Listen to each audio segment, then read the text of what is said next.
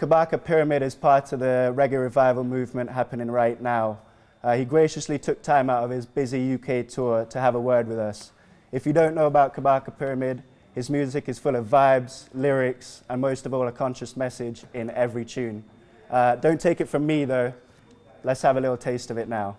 I am a liberal opposer, practitioner of yoga, position of the cobra, tradition of the show now. Trace back my lineage to inner Ethiopia. It's your worldwide love. You coulda rich, you coulda poor. Still me give you more of this worldwide love.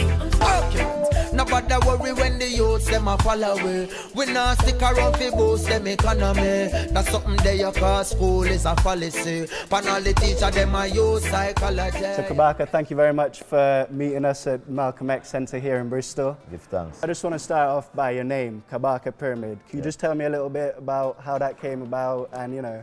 Yeah man, for sure. The Kabaka part, you know, I've actually found it online looking up an African name. You know, because as a Rasta youth, to kind of break away from the colonial kind of naming, vibration in Jamaica and thing. And I found that name, it means king in Uganda.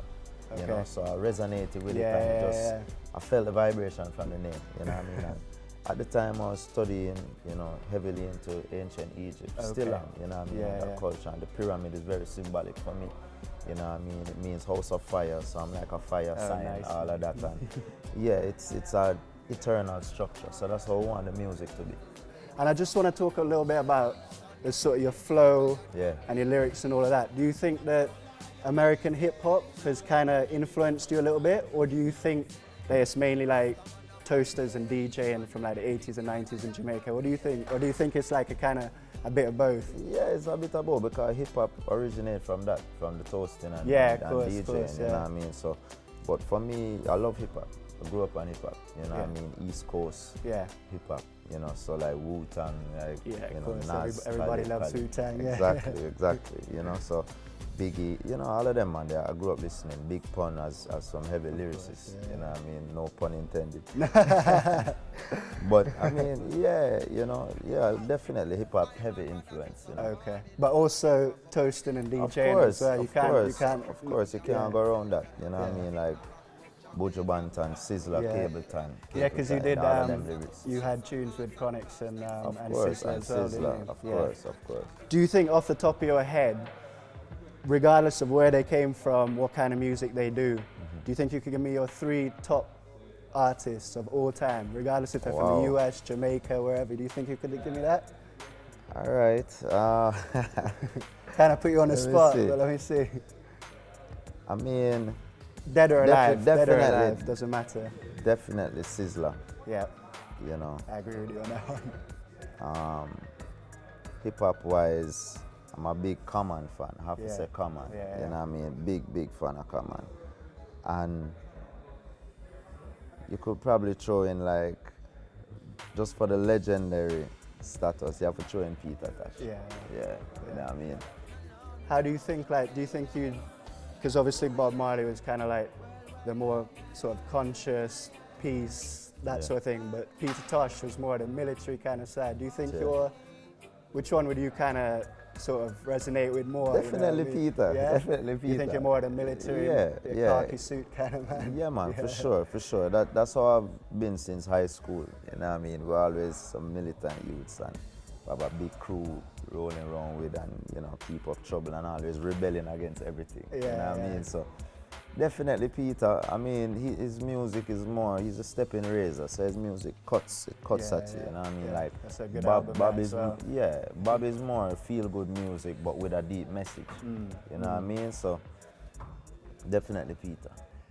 Do you think that, like, sort of you working with all these artists who are also coming up in the movement, what do you think of, like, where do you think reggae is at the moment? Like 2015, coming into 2016, where do you think reggae is at the moment? I mean, reggae is what it is. It's a global music, you know what I mean? I think a lot of the focus has returned to, in terms of conscious reggae, has returned to Jamaica. Because over the last maybe 10 years, you've seen the Gentlemans, you've seen the Soldiers, you've seen the Revolutions, all of these, J-Book, all of these artists rise up and touring like crazy, you know what I mean? So I think to see young reggae artists, you know, doing you know, 30 back-to-back tours and them kind of thing that happening now with young artists, with bands. Yeah. You know, people seeing that energy, you know, rising back from Jamaica. Yeah. With conscious reggae. So, yeah, there's still, you know, I think we need to see more balance, especially in Jamaica, with conscious and kind of secular music. So like the dancehall and stuff is played heavily in Jamaica. You know what I mean? But the reggae is still on the rise in terms of the conscious reggae, you know? You did tunes with Protege, Chronic, Stray Island. Yeah. What's it like working with them? Because I can imagine when all of you get together, it's just like mind-blowing creativity, like just a culture and a creative sort of consciousness coming together. What's that like? What's it like working with them? Yeah, I mean, everybody is different. I think, you know, I haven't really had the chance of like working with everybody together at the same time. Yeah. But everybody individually, like Protege likes to really take time and write out his stuff. You know what I mean? And he conceptualizes everything before he even records it. You know what I mean? Like me and Chronix is more like, you know, kind of on the spot, kind of in the vibe of the moment. We'll come up with a start recording. Are you a good freestyler? Yeah. You know what I mean? We're more on the freestyle side of things. You know what I mean? Dre is, you know, a talented, you know, singer, DJ and producer as well. So he will bring some crazy beats to the table. If you put him behind a keyboard, and play some classical phrases and things, you know. Yeah, that's cool, man. So yeah, it's different, but you know, the vibe is always good. Of course, always good with them, man. So you've been on US tours sort of earlier in the summer. You did like a huge European tour in October, and now obviously you're here in the UK. You've done 2 shows already, but you're in Bristol now. How do you think people from North America, Europe, and the UK, obviously given the cultural differences, the language differences, how do you think they receive your music, and how do you think they react to your music? It's not competition, you know, but how do you think they react to it? Do you think like matter of fact, it's very similar. Do you think you get better vibes in the US or in Europe or UK? What do you think? No, it's very similar. Yeah? You know what I mean? Because I think people who come out to see me perform is usually people of a conscious mindset. So they're coming to hear the lyrics, they're coming to hear the vibes, you know what I mean? Yeah, regardless of where we go, people come in to look to have fun. You know what I mean? So, you know, the 2 shows that I've done in UK so far, you know, I did a show last year in Bristol. And that was like a lot of, you know, people from the diaspora, like Jamaican kind of vibration. Was that your first time in the UK? Yeah, first time performing. Enjoyed it? I visited before. Yeah, man, that was a great show. I loved it. You know, but it wasn't with my band. You know, it was with like a backing band from Austria. So, you know, it's a different vibe now, performing with your own band and thing. Can we just speak about that for a little bit? What's it like, so traveling with Bebel Rockers compared to like... It's a completely different thing, you know. Because you get to like rework tunes and it's not just playing one thing to another. Exactly. You can fine-tune your set, you can fine-tune the creative aspect of the music.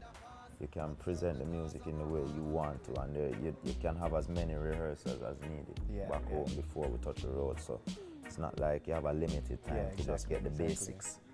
And it's not just like you turn up, play a tune, go to the next place and like that. You know? No, it's a completely different thing. So it's a team vibration. So we're traveling together, we eat together, we you know what I mean? It's a different vibe. You're getting to know people on a different level, and you know? Definitely, man.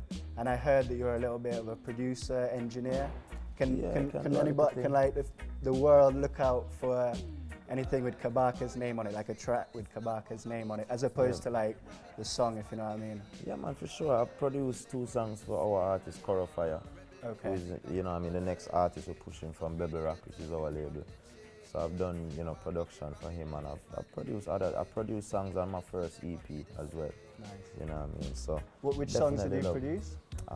Free From Chains, Ready for the Road, Prophecy, and Better Must Come. And it's your first sort of time in Bristol.